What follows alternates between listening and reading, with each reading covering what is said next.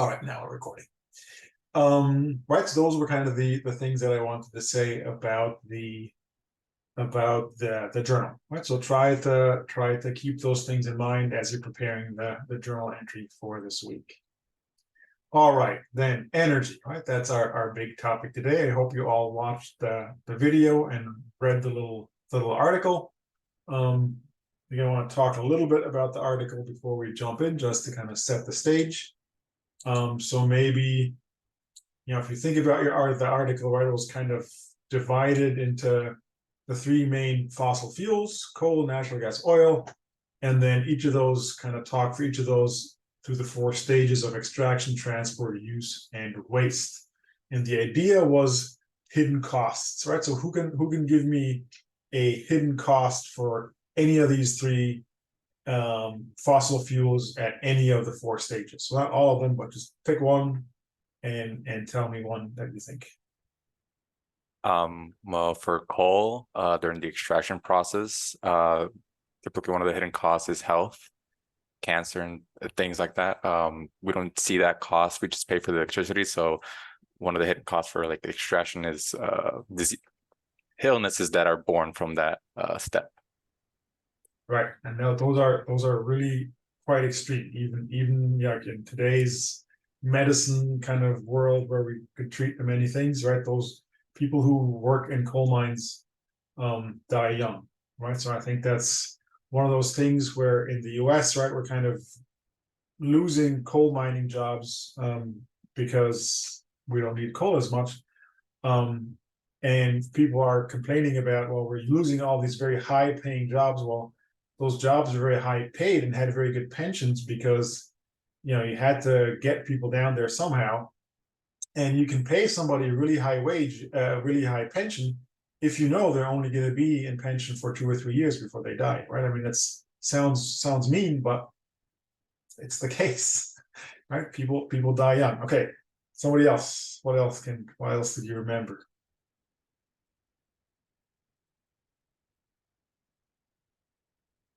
Maybe natural gas. Anything about natural gas?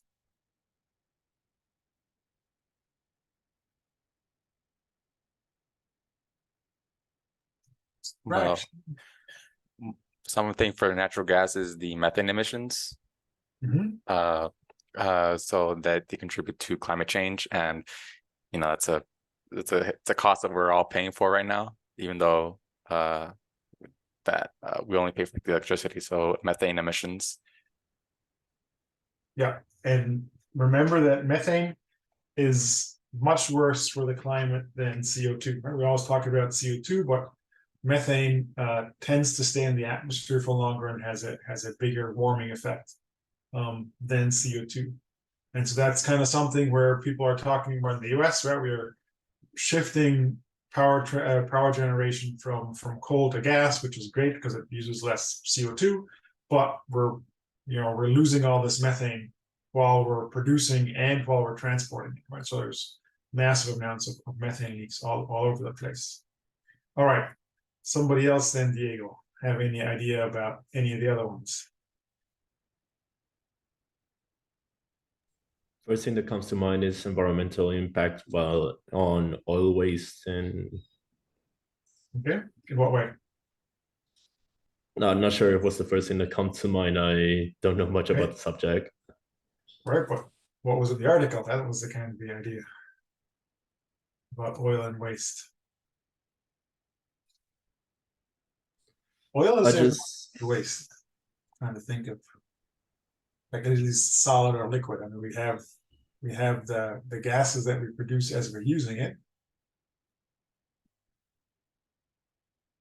I'm trying to think if there's any solid kind of waste that we produce with oil. I guess during the there must be some residuals as we're refining it. That'll be kind of the extraction kind of refinement process. And also like the water that you use for like extraction for oil and gas. That's true. That's a waste. Yeah. Those are massive amounts, right? And in the US, at least, there's very, very interesting laws about that water, because you're allowed to just re-inject it underground without doing anything with it because it's Really? from oil and gas. All right, any other ones?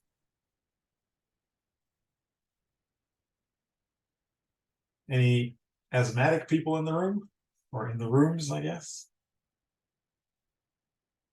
Right, that's specifically for coal, but for others, for all of them, in a way, is so not just during extraction we create all this dust, but for trucking all this stuff through the country, then we're also burning lots of diesel fuel, which can obviously is not good for for people's health. And there's gazillion studies that you can find that link distance to highways to incidence rates of asthma in kids. It's really quite astounding. Anything else? Yeah, I should have done a quiz on this one. Maybe we've gotten a little more interest here. When like oil and gas are extracted from the water, there's like some water that is trapped beneath the surface, and then when it's drilled, it's brought to the surface, and this can carry like heavy metals, hydrocarbons, and radioactive materials. Well, hydrocarbons you would hope for, that's the oil and gas. But you're right? So like these produced waters are quite nasty, right? And so we have to do something with them. And usually in the US, at least, we're allowed to just inject them back underground, basically from the same places where we're producing the oil, we're re-injecting the water, which has all kinds of side benefits, keeps the pressure high and all those kind of things. Also, the vast amounts of water that are needed to just cool power plants, and then they're just like injected back into streams. That's also like a hidden cost as well, where they damage the wildlife because there's not enough oxygen in the water because it's heated.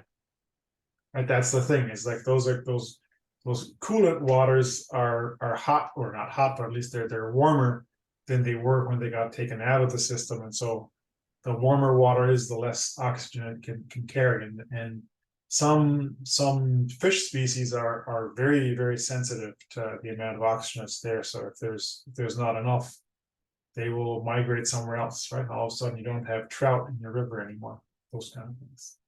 All right, I think we'll move on from this, but please, for the next ones, right, make sure you read these and are ready to answer some questions, either some pretty basic questions about this. All right, but let's talk more about energy. So what do we need energy for? Mostly everything. Mostly everything. Let's be a little more detailed. Electricity production.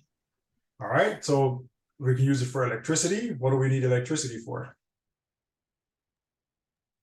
Well, just to do any factory, any manufacturing process that requires a bunch of energy, we need energy for that. All right, so manufacturing could be electricity, could be using oil and gas for heat. What else do we need electricity or in general energy for? Well, I guess we need energy just for like our personal use, right? Lighting. Lighting, our Lighting, appliances. Entertainment, like, often group that all together as residential. Computing what power. else? Computing power, right? That could be residential, like what we're doing right. Like most of most of the cameras that I see, at least, except Ezekiel, he's on campus. Right? So that will be still residential, but it could also be like, large scale computing, like we have the big server farms for Amazon and for Google and stuff, right? So those would be industrial ones. What else? For transportation. Transportation, right? That's a very big one, right? And then there's one that in most places is quite important, but not so important in Costa Rica, especially in San Jose. What do most houses not have in San Jose that they probably have where I'm AC. right now? AC, and what else? Heating. Oh, heating. Heating and cooling, right? Of course, in Costa Rica, heating and cooling is not usually much of an issue. And if you're down at the beach, then yes, right. Most places will have, or like most nicer places will have air conditioning, but certainly now heating. Any house that you have around here in DC, of course, is going to have at the very least heating, but usually also air conditioning, right? There's a lot of energy that goes there. All right, so I think we hit them all, right? We said manufacturing, transportation, heating and cooling, and residential, right? So there's all kinds of reasons why we get energy. Now, on a global scale, where do we get our energy from? What are the sources for prime energy? Renewables and fossil fuels. Dirty. Yes, right. So those are the main ones, right? One slide later, right? So this is where we need them for, right? I guess that kind of breaks them down. So we said transportation, we said, right, that's about 25%. Industrial is more than half, right? This includes all kinds of different processes. Residential is a good chunk, right? Usually most of that residential is going to be heating and cooling. And then commercial is 7%. I would assume, I haven't seen any like, newer data, because this is from 2015, right, that this is probably growing. The amount of electricity we need commercially is probably growing, because all those server farms by themselves are huge, right? So maybe that's one thing to remember every time you look at data, any kind of figure, right? Make sure that you know what units are, but also when it's from, especially if it's data like this, right? So this is data that's now 8 years old, so probably time to get an update, right? Probably has changed a little bit. All right, so what are the different sources? We already said, like, we have a lot of what we get is fossil fuels, right? So in this case, be coal, oil, and gas. But what we see here, we kind of see that, before the Industrial Revolution starts, we're at, I don't know, this is probably 10, so maybe around 5 terawatt hours a year of use. And it's all biomass. We call it traditional biomass. What is traditional biomass? Is that like photosynthesis? No, this is like what we would use, right? We can't use photosynthesis directly. What's the fuel that we used to use for everything? Wood. Wood. Basically it, right? Sounds very nice when you say traditional biomass, but it's mainly wood, right? Other stuff that's, maybe not as strong as wood, but like those kind of things, right? We burned those for many thousands of years, until we discovered how good we can use coal, right? And that's basically here the 1850s, where we start the Industrial Revolution, right? And that's when we start using coal for a lot of things. Then we started using oil as well. Most of that goes into transportation, right? Most places don't use oil for electricity, for instance. Costa Rica does to a very, very small degree. And then we started using natural gas as well. Again, this is something that's more a heating source than electricity source, although now that's changing, right? Especially in places in the US. We're now using natural gas as a source for power plants. And then we have all the rest, right? All the interesting stuff is happening up here, and we can see that's not all that much compared to everything else. And we can see that things like coal kind of jumped out, were steady for a while, and then really started growing again. And a lot of the really started growing again were parts of China and India that really started to power up, right, after the 2000s. So a lot of capacity was installed there. Oil, and then of course the gas boom that happened in the US was a big change here, right? So in the US, a lot of electricity capacity got switched from coal to gas, not because gas is a cleaner fuel or anything else. It was because gas got really cheap, right? Because with the advent of being able to basically get gas out of shale, there were huge resources in North America, and all of a sudden natural gas didn't cost anything anymore, right? So it was really, that was the big change. But this is kind of what we can see, right? Of course, the big take home of this is that starting at around the 1950s or something, right, we've had this massive increase in energy demand, right? So this is all kind of, it's transport, electricity, whatever it is, this is all the energy that goes together. And of course, one big reason why we have this big explosion in energy demand is that we have another big explosion starting in the 1950s. What also started to really increase in around that time frame? Population. Us, right? Yeah. We exploded all over the place, right? You can see here in the 1950s is where it really starts going out. Right? You have to imagine that. It's like this number always is dazzling to me, right?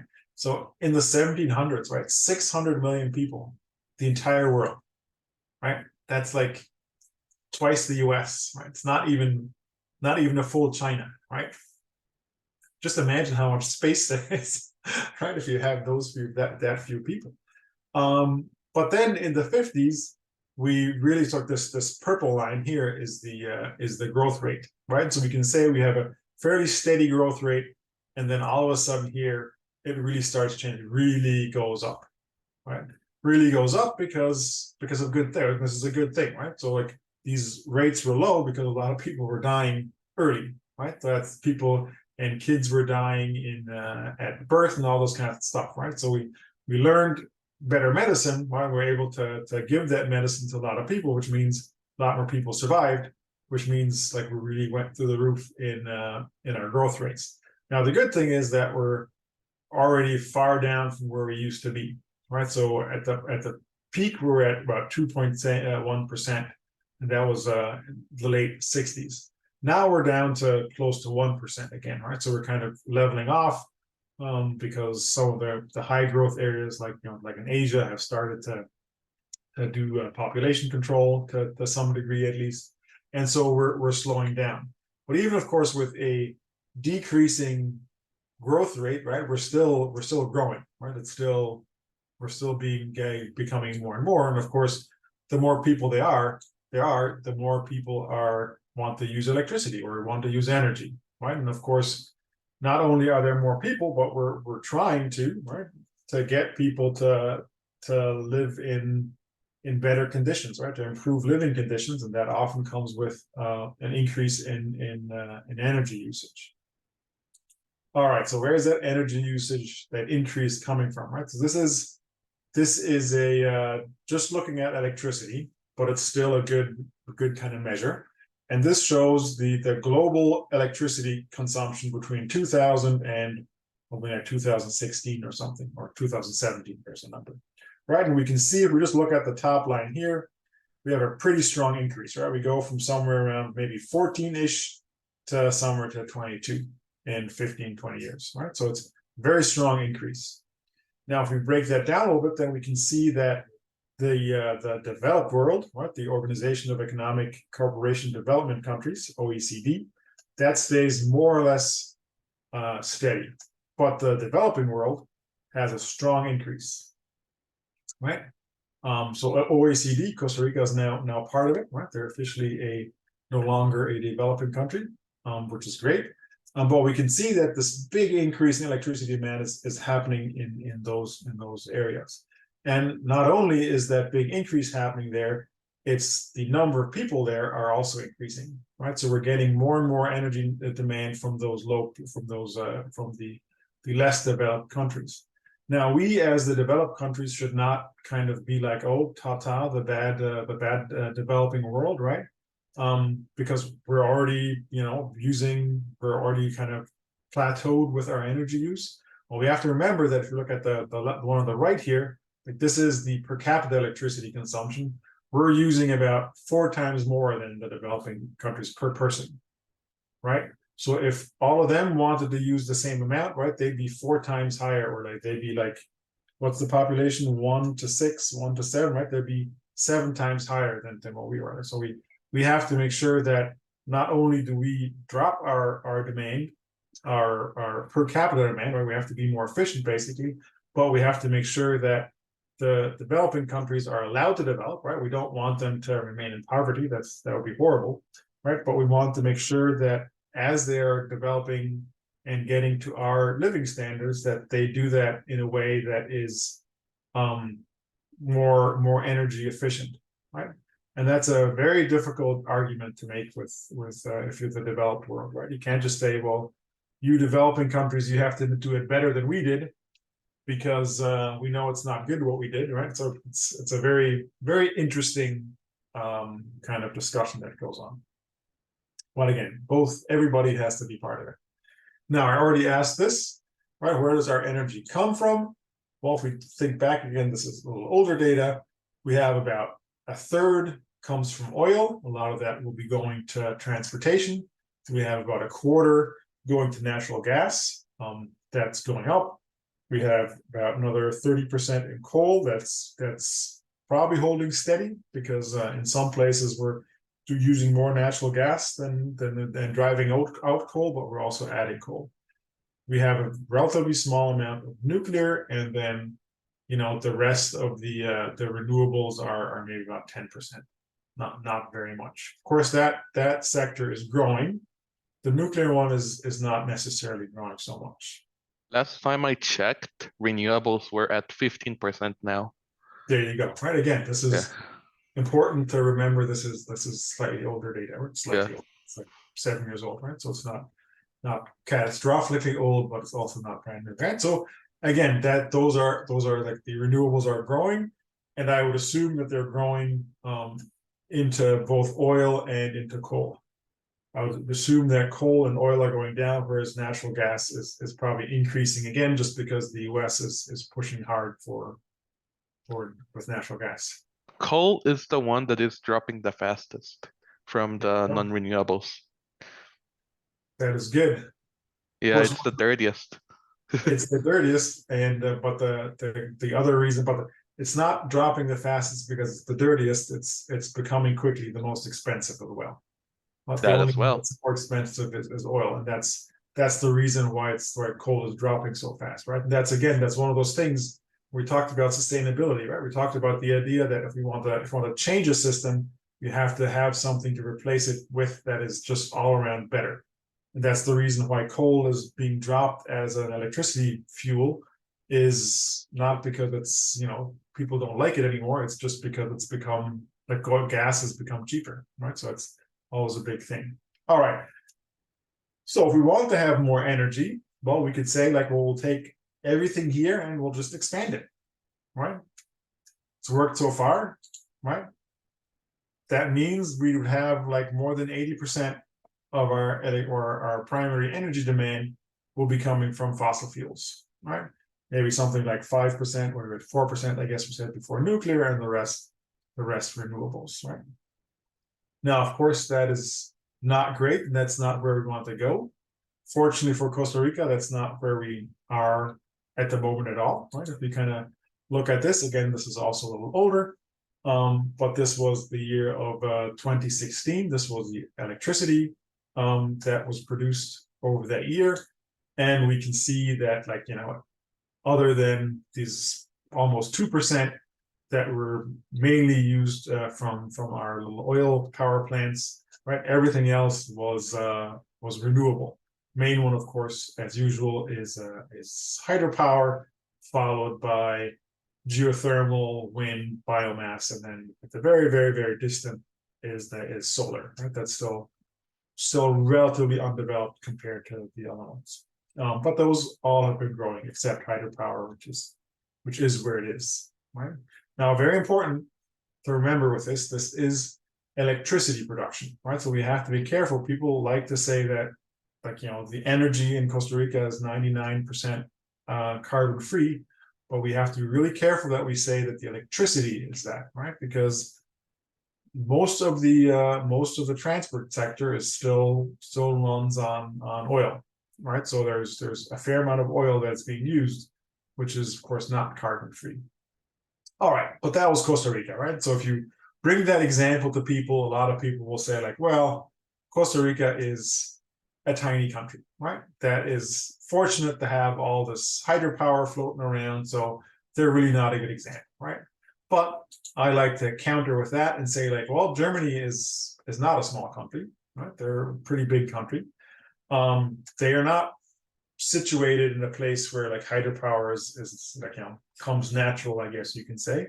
And still in 2019, at least over the first 3 quarters, they had more than 40% of their energy came from renewables. Right, so that's a big chunk. Now there's still about 30% still came from coal, and some of the worst coal out there too. And then another 15 from natural gas, right? So there's a fair amount of fossil fuels being used, but there's a hard push to do this, right? So about what by now, maybe 15 years ago, somewhere around there, the German government decided to put something to test something, do a big experiment basically. And the big experiment was that everybody said like, well, if there will be enough demand for solar panels, the price for solar panels will drop. Right, that's what a lot of people said for a long time. Of course, that never happened because solar panels were very expensive, so there wasn't a big demand. Right, it was kind of the hen and the egg problem. And so the German government decided to put a massive subsidy on solar power. So if you were a homeowner and bought solar panels, then you would get all kinds of tax rebates. You would get a guarantee of the amount of money that the power company would have to pay you for what you're putting into the grid, all kinds of stuff, right? It made it basically a guarantee that your solar panels will be paid off within 10 years. And so that spiked a huge demand in solar panels, which meant that China decided to jump in and mass produce the hell out of them. And so now solar power is extremely cheap, right? Solar panels are a fraction of the cost of what they used to be. And so that's kind of one country basically stepping in and saying, we're going to do this. Now, the Germans didn't think this all the way to the end, unfortunately. It's like they have all the solar and all this wind, but they're lacking storage, right? So like they have this big problem of overproducing and then not having enough. And that's why they still have all this coal on there. They also made the big mistake of walking away from nuclear power, but that's a whole different thing, right? So but there are ways that we can do this, right? If we want to get away from fossil fuels. So we've talked bad about fossil fuels all this time, right? We used fossil fuel, like Andy slipped up and called it dirty fuel at the beginning there, right? So why do we think fossil fuels bad? What are some reasons that we don't like fossil fuels? Its side effects, Like what? basically pollution. Air pollution, right? That's of course a very big one. The contamination of the environment when extracting it. All right, I think we can always like we'll group that all into pollution. What else is bad? What's another reason why we probably shouldn't plan on using them for forever and ever and ever? That it's a finite resource. They're gonna run out, right? There's not all that much left, or there's still a lot left, but not limited. There's quite a bit left. Yeah, but there is a foreseeable end to all of them, right? Whereas solar energy, we're not foreseeing an end, or wind energy. What else? We can lump it into air pollution, or we can do it separately, right? But of course, like the whole climate change problem, right? They're very carbon intensive. And then I had one more, and that is maybe not as obvious, but when we use fossil fuels for electricity production, we're very much linked to big centralized electricity generation. And we'll go through all these and kind of talk about why they may or may not be bad, right? In what way they are bad. And I think we're going to start with the climate change one, right? So carbon, like coal and all the other fossil fuels, right? They're what we call hydrocarbons. So that makes a lot of sense that if we use them, right, if we burn them, that we're going to release that carbon. So they are quite carbon intensive. So in this figure, we have basically the amount of CO2 emissions on average that we get for all these sources. And then these kind of brackets here are the ranges that whoever did this study found for other studies, right? So you can see some of them have pretty wide ranges. But even on the average, right, coal has the highest, right? And then we have oil, and then we have natural gas, and then we make a big drop, right, a factor of 5 or more to go down to the solar and all the other renewable resources. Now, why does solar power have carbon associated with it? Right? Sun doesn't create any carbon dioxide as it's shining. The manufacturing of the panels and the batteries that go with them. Batteries, transport, installation, everything is going to use some kind of transport, like diesel fuel to get stuff around, right? So that comes with it. Once they're operating, then of course they're carbon free, right? And I think one thing that the trap that this discussion falls into sometimes is like, well, if I want to install solar power, I need to use other power, right? And it's like, well, but if I want to burn coal, I have to use some kind of energy to get it out of the ground too, right? So it's not really the same thing. But there is a big drop, right? It's not zero, but there's a big drop. Something that I find really interesting on this figure here is the solar PV, the range. Right, going down to zero, okay, that's maybe a little overly positive, but going all the way up to the average of oil, right? That seems to me a little bit exaggerated, right? So this may very well be a study that somebody in the oil industry did, right, to make sure that solar doesn't look quite as nice, right? So you always kind of have to think about what the sources are, right? So with that, we can see that it's very carbon intensive. If we want to use coal, we're going to create a lot of CO2. There's just no way around it. But even coal itself is not the same, right? And the other carbon, the other fossil fuels, right? So the first group here are 3 different types of coal, right? That have different levels of CO2 connected to them, right? So we have all the way on top, we have anthracite, and then we have kind of the slightly better coals, but not very good. Then we drop down to oil, and then all the way down to natural gas. Now, natural gas still has a lot of CO2, right? But it is about only half as much as coal has, right? So that is a big difference. And in the US, the switch from coal to gas in large stationary power plants has made a big difference in the amount of CO2 that the US emits, right? So that does make a difference. However, we have to remember that natural gas is methane, and we have all the methane problems connected with this as well, right? But this all kind of shows that, yes, the fossil fuels are the most carbon intensive things that we can have. All right, so that means carbon intensive means we're talking about climate change. Why do we want to think about climate change? Well, I think that question is becoming less and less necessary to ask, because I think we're starting to see more and more direct impacts. But nonetheless, I think that the one that really drives it home is our favorite climate graph, right? So this is CO2 levels in the atmosphere in parts per million, reconstructed all the way from 800,000 years ago to the present, right? Of course, this is not a linear scale, right? This is the scale on the left-hand side of this is gets smaller and bigger as it goes along. It's not quite logarithmic, but similar. But we can see over the past, it's gone up and down. We can say, like, at some of the peaks, we've had, like, the first sign of Neanderthals, first sign of modern humans. And then, of course, we have in our recent past, or relatively recent past, we have the last big ice age, right? And then once we come out of the ice age, we kind of go up to somewhere between 250 and 275. And that's where we stay for basically all of civilization, right? So this is where the Sumerians pop out, and we're somewhere up here. This is Industrial Revolution, right? So that's a couple thousand years where it was pretty damn steady. Now, why is it so important that it's steady?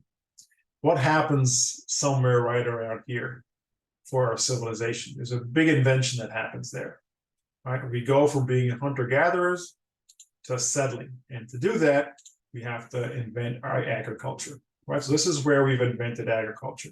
And so all of our agricultural systems are based on a climate that based on this level of CO2 in the atmosphere, right? So if we look at that, this number is not quite correct anymore. Obviously, it's gone up a little bit by about 1% or something. I think now it's about 420 in Hawaii on the famous weather station. But nonetheless, it's been steady for very long, right? So basically, the types of weather patterns that we saw on the planet when the Egyptians were farming are the same as we're seeing them now, right? This is not Egypt, but nonetheless, right? So like the weather, the overall climate systems have stayed exactly the same, which means that we were able to adapt ourselves and adapt the plants that we grow and all those kind of things for this very specific climate, which means that we have this abundance of food, right? That we have because our systems are perfectly in line with what the climate is giving us.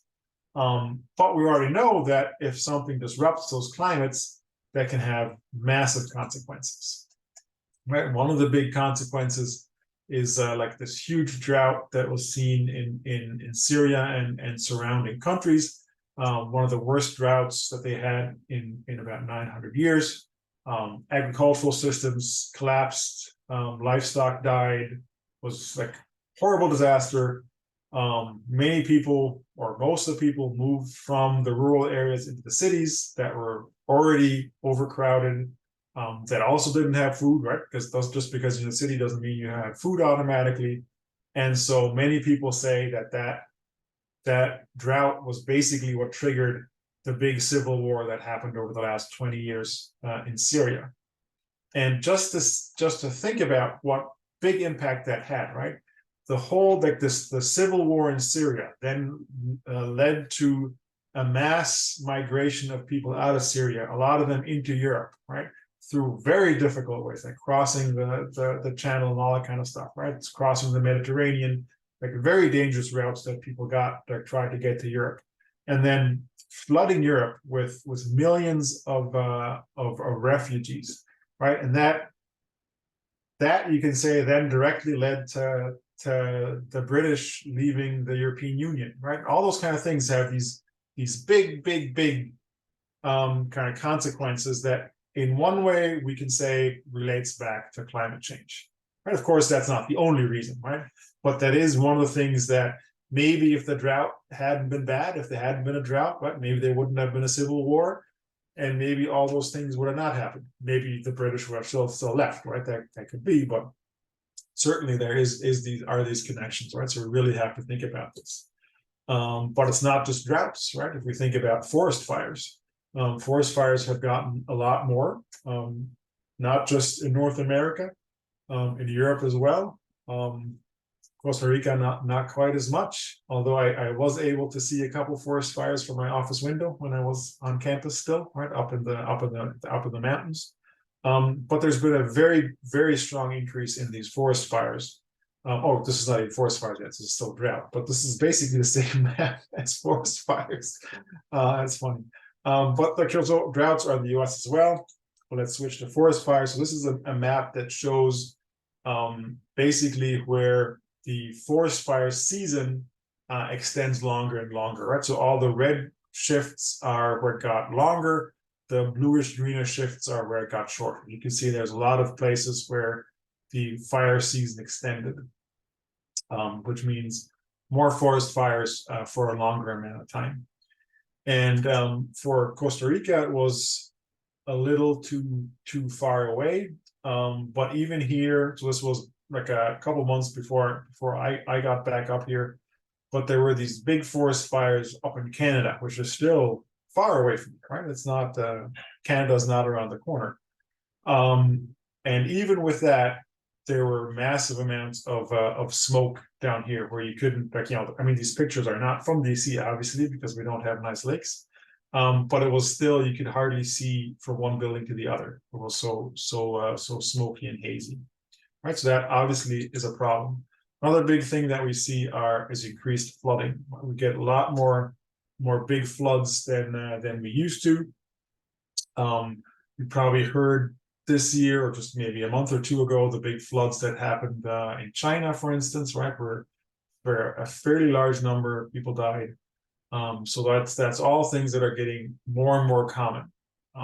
So going back to me as a civil engineer, right? So there's the concept in civil engineering and anything that you construct around a waterway is that there's a certain reoccurrence of a certain amount of flooding, right?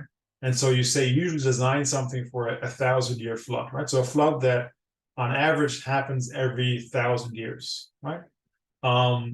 And if you take the numbers that we've used in civil engineering over the last 100 years or so, and you look at them now, is like we will get 1,000-year floods every year, right? Well, we had like the same spot, like there's a location in the US, like in Maryland, where they basically like 3 years apart got 2 floods that would have registered as 1,000-year floods, right? So it's these weather events are just happening more and more frequently, and of course we have to design for that, right? As engineers.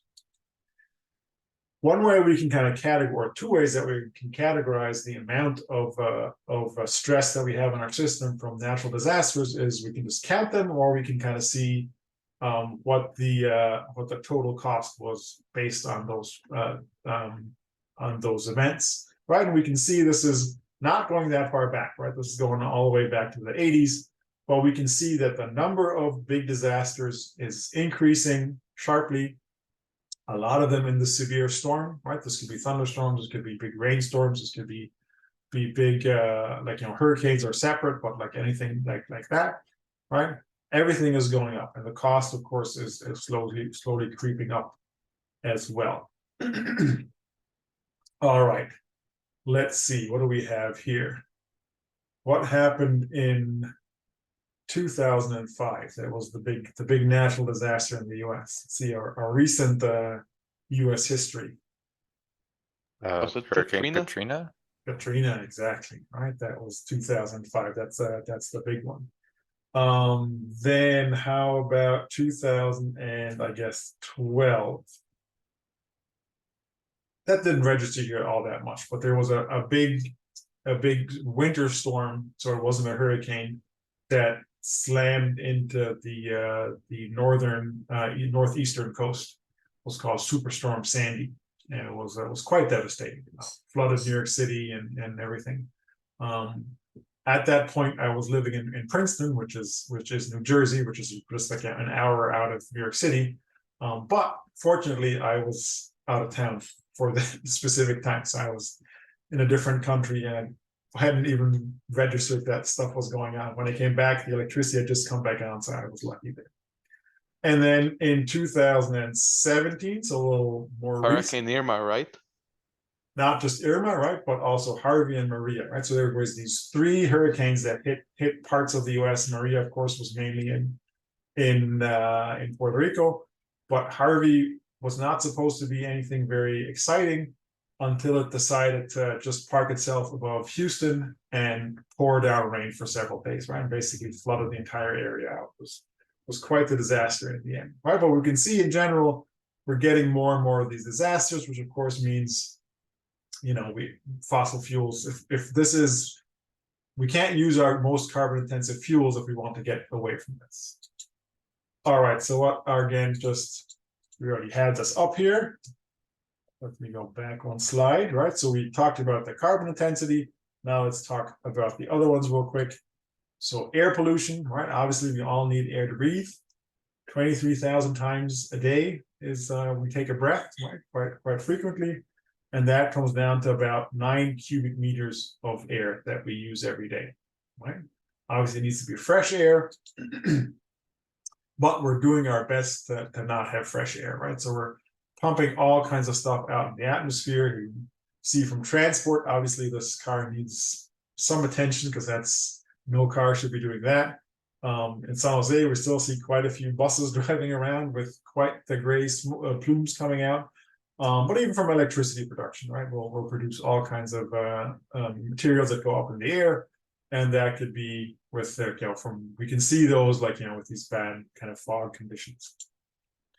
Now, until not that long ago, that was not a problem, right? At the beginning of the Industrial Revolution, that there might have been some pollution issues very close to where we use a lot of energy, but not so far away, because the atmosphere is big, right? We could put all kinds of stuff into the atmosphere before we notice it.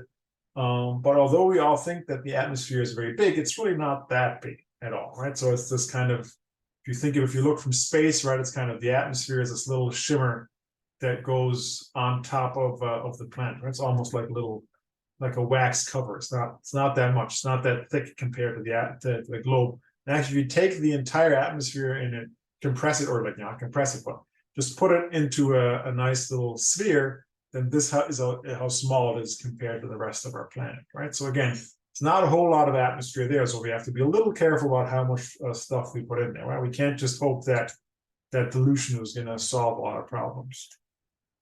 And here are some impacts that we can see from fossil fuels, right? So this is on the left. We have a graph that says the number of deaths that happen due to fossil fuels. This could be like it starts with people who just die in this car's case, maybe coal mines or something, but also just like bad air pollution. And you can see the outlier of all these is China.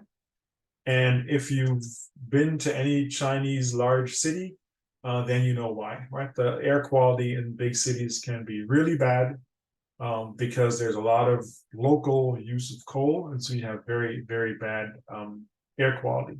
I remember talking to a person who worked at the U.S. Embassy in Beijing, and they basically said that they had to come up with a new threat level for breathing. Like, so if you're in the U.S., right, there's like this color scale of how bad the air quality is, and they had to add colors because it was just so bad. It was like beyond the range. And then something that really shook the Chinese, especially people in and around Beijing, was that when the Olympics were in Beijing, because the weather, because the air pollution is so bad in the city, they decided to basically turn off all coal-fired power plants that were around and within Beijing to have better air quality for the Olympics. Right, number one, so it doesn't look quite so bad, and number two, of course, if the air pollution is that bad, then no athlete can compete. Right, I mean, you can't do strenuous exercise there. And so just by turning them off for a week or two before, the air quality was really good in Beijing all of a sudden. And I think a lot of the population all of a sudden were like, so why don't we do this all the time? Right. And so there's now a lot of thoughts in China of actually burning the coal all the way out in Western China, where it's being dug out of the ground and then just transporting electricity. Of course, it's not so good for the people who live up there, but they're not in Beijing, so unfortunately, nobody's going to care. So that's China, but we have others as well. Right? India is not very good. Russia is not very good. But even in developed places, US, right? That's still 25,000 people a year, right? That's not nothing, right? So that's really something you have to think about, right? So what can we do to prevent that? And so that would be. I'm sorry. That graph is accounting for the population size, right? Like comparing them? Per 100 million, yeah. All right. On the right, we have that or not just that, but other impacts as well translated into cost, right? So basically how much of the gross domestic product gets used or gets eaten up by air pollution. And in China, it's like over 6%, right? So that's a significant amount, right? That could be used for other stuff. The US too, right? I mean, 3% of GDP, that swallows up growth, right? We could have much higher growth if we had that. All right, now let's come to the idea of the fossil fuels being non-renewable.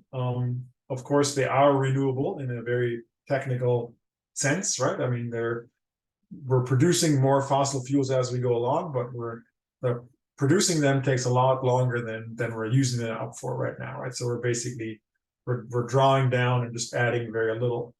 And so this is one reserve study. There's many different that will come up with different numbers, but none of them will say that we have limitless fossil fuels, right? So we have about 100 years left of coal, and about half of that for oil and gas. And especially the oil and gas numbers depend really on what you consider usable to be, and that usable or not usually comes with a price tag. right? Depending on how much you want to pay for oil and gas, you can find more.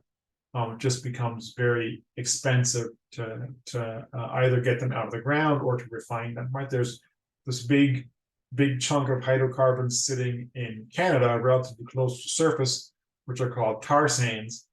And you can get oil and gas out of there, but it's really very thick. And so you have to do a lot of processing to get it going, which means a lot of energy. So it makes it very, very expensive. But 20 years ago, when gas prices were extremely high, that was doable. Like today, it's no longer like financially doable to do this. But regardless how much money you want to stick in, we are at some point going to run out of them. And just to kind of point towards that, this is these are not completely ridiculous numbers. The source for this is BP, right? One of the world's largest oil companies, right? So they are aware that their company is not going to exist the way it is for all that long, right? Because they can't sell oil if there's none left. All right, so that was that they're limited. And the last one I want to talk about, because it's not quite as obvious to people usually, is the problem of centralized electricity generation. So if we think about electricity, right, then if we use coal or gas, nuclear power is the same way there, is that they become more efficient the larger the power plant is, right? So we want to have these massive power plants that produce electricity to make it cheaper. Also, we can usually do better cleanup at bigger sites, right? Because we can double up on electricity. So that means in the US, there are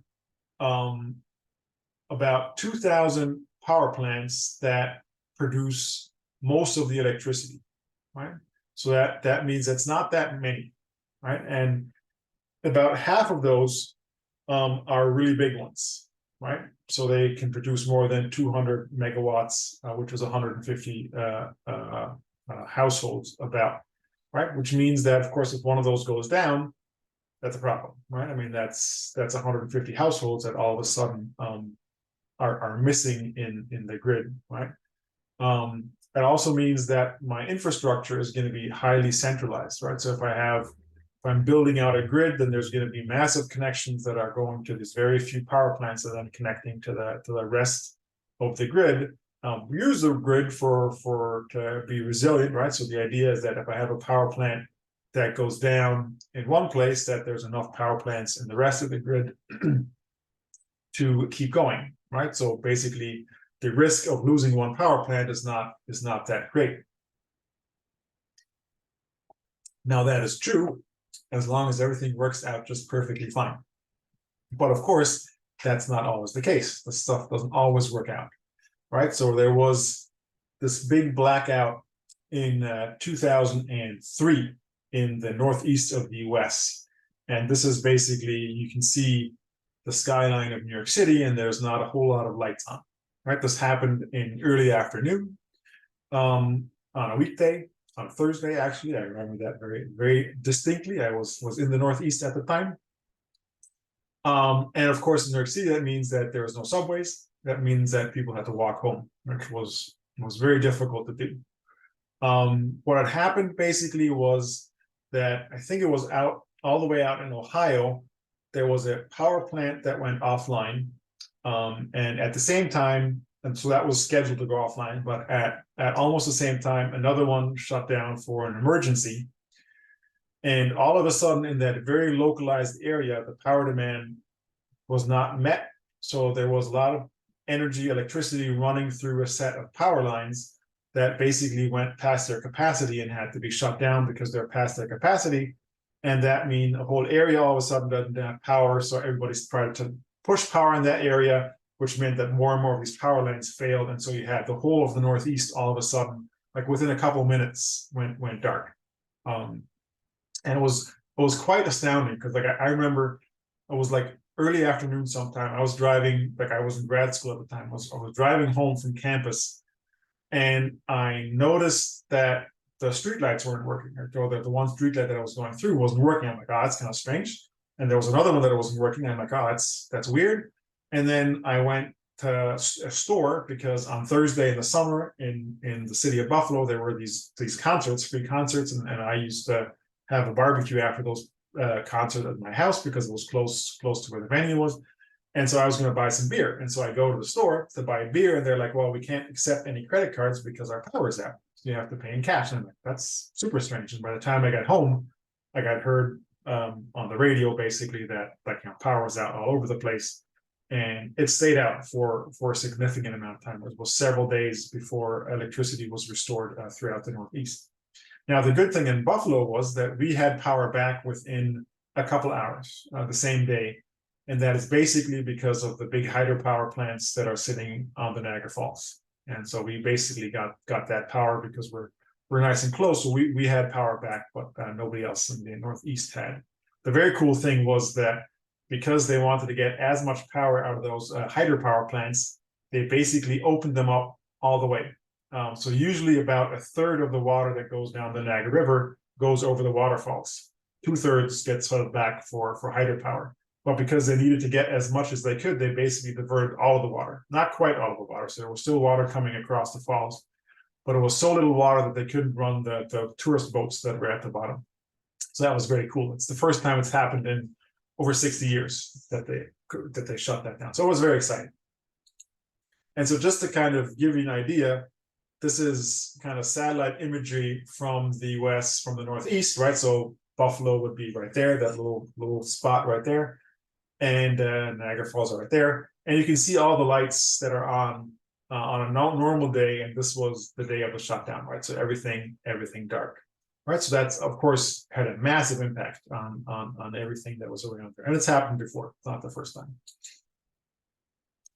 All right, now, why is it that we have to worry about energy? Right, so we said we need more energy, and we needed to take it from something that's not fossil fuels, right? So, is it really only that if we would use less energy, or if we I should say it the other way around, is the amount of energy that we need the problem, right? So can we say like, well, even if we switch to renewable energies, that can help us?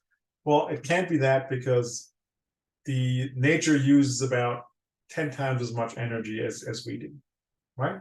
So just to, create plants and trees and have animals run around and all that kind of stuff uses about 130 terawatts. And we use as humans, about 18 terawatts a year, right? So obviously nature uses a lot more energy, but it's not problematic because they doesn't use fossil fuels, right? We already talked about the idea that it's mainly solar power. So why do we use fossil fuels then? Well, the first one is the big one, right? They're cheap. They're cheap to do. We've been doing them for a very long time, so we've gotten pretty good at burning coal and gas. We know how to do this. We were very good at burning gasoline in our cars, right? We have developed this technology to a very, very high degree. You learned about external costs, right? Those are the hidden costs that the article talked about. They are not paid for by the person who's selling you that energy, right? If you pay an electricity bill, there's not the asthma surcharge or something like that, right? That you have to pay them so that they can pay the people that have the asthma. Also, governments pay huge amounts of subsidies to keep these systems alive. So there's the amount of money that goes into subsidizing oil and gas in the US is astounding. And to me, always the interesting thing is, well, what would have happened if 100 years ago we decided to go the different route, right? To not subsidize oil and gas, but to subsidize something like solar power or wind power, right? I mean, imagine where we would be right now. But nonetheless, we are subsidizing a lot of those systems, and of course, we keep on doing that.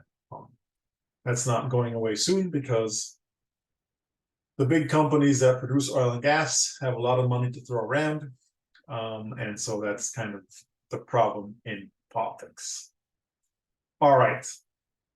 I think we'll stop right here. We have no more slides. We have more slides for Thursday that are kind of going to be the ones that now that we talked about all the bad, we can start talking about all the good that we could be doing, and that biomimicry is going to show us how to move away from the systems that we have and into systems that we should have. All right, before I let you go, you have a couple extra minutes, not that many, but remember that the proposal is due on Thursday. All right, so make sure you finish that off. And I think there's another, no, that's the one that's due on Thursday. So make sure you work on that. If you have questions about it, I've already gotten a couple questions, but other groups have questions about their topic, just let me know and I'll be happy to answer them.